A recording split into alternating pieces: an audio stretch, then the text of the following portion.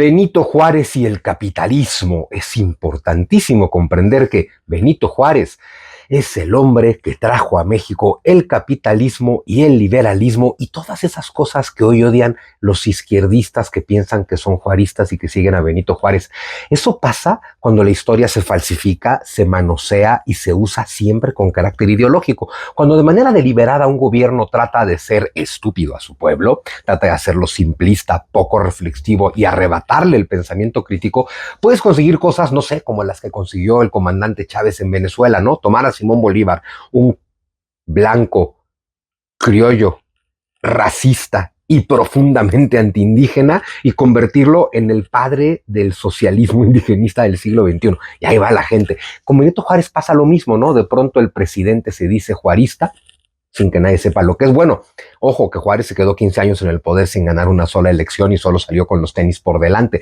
De pronto el presidente se declara juarista y de pronto se piensa que es de izquierda. A ver, Juárez es el hombre que trajo el capitalismo liberal a México, y eso no tiene que ser entendido como algo malo ni como algo bueno, sí como un síntoma de la modernidad. Benito Juárez es un personaje muy complejo, muy extraño, hizo cosas muy buenas, hizo cosas muy malas, tuvo errores, tuvo aciertos. Es un hombre de su tiempo, es un hombre que México necesitaba en ese momento, más allá del tema de los errores y demás, o de las guerras, porque de sus 15 años de mandato México estuvo 10 años en guerra civil para que el señor se pudiera quedar en el poder.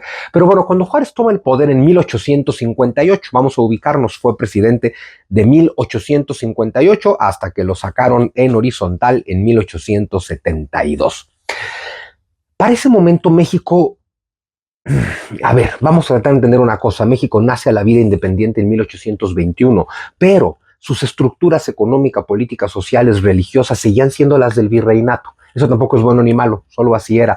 Pero esto significa que la economía era predominantemente agraria, textilera, minera, basada en esta unidad de consumo y de producción que es la hacienda, un país particularmente dedicado al campo, con zonas muy agrícolas dirigidas por haciendas y por zonas de autoconsumo, porque desde el virreinato los indígenas tenían derecho a sus tierras comunales. Cuando Juárez toma el poder en 1858, un hombre que estudió al estilo europeo, que se ilustró, bueno, es abogado, que se ilustró en personajes como Kant, que tiene toda la educación de un ilustrado europeo del siglo XVIII-XIX, ese es Benito Juárez.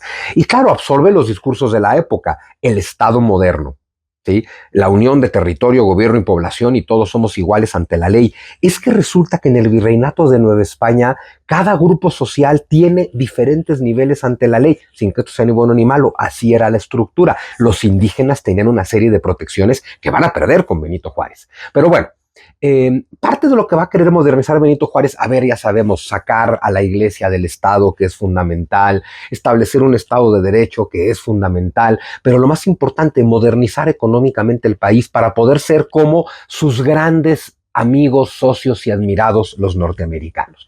Y entonces, contra estructuras económicas basadas en el autoconsumo, en el poco consumo, en las aduanas internas, en una economía textilera, ganadera, agrícola, minera, Benito Juárez trata de industrializar el país y traer el liberalismo, que no es otra cosa más que el gobierno no te diga lo que puedes y lo que no puedes hacer, vender, comprar, producir, que el gobierno te deje trabajar, bajo un esquema de industrialización y bajo un esquema de inversión extranjera y bajo un esquema sin el cual nada de esto pasaría, que es la propiedad privada garantizada por encima de cualquier otra cosa. Todo eso lo trajo al país Benito Juárez. Y gracias a que Benito Juárez trajo el capitalismo al país, el liberalismo, el Estado de Derecho y la propiedad privada, efectivamente su México se empezó a desarrollar, aunque quien realmente disfrutó los beneficios de las reformas de Juárez fue Porfirio Díaz, que siguió exactamente el mismo camino que Benito Juárez. Díaz no es enemigo de Juárez, Díaz es la continuación política, económica e ideológica de Juárez.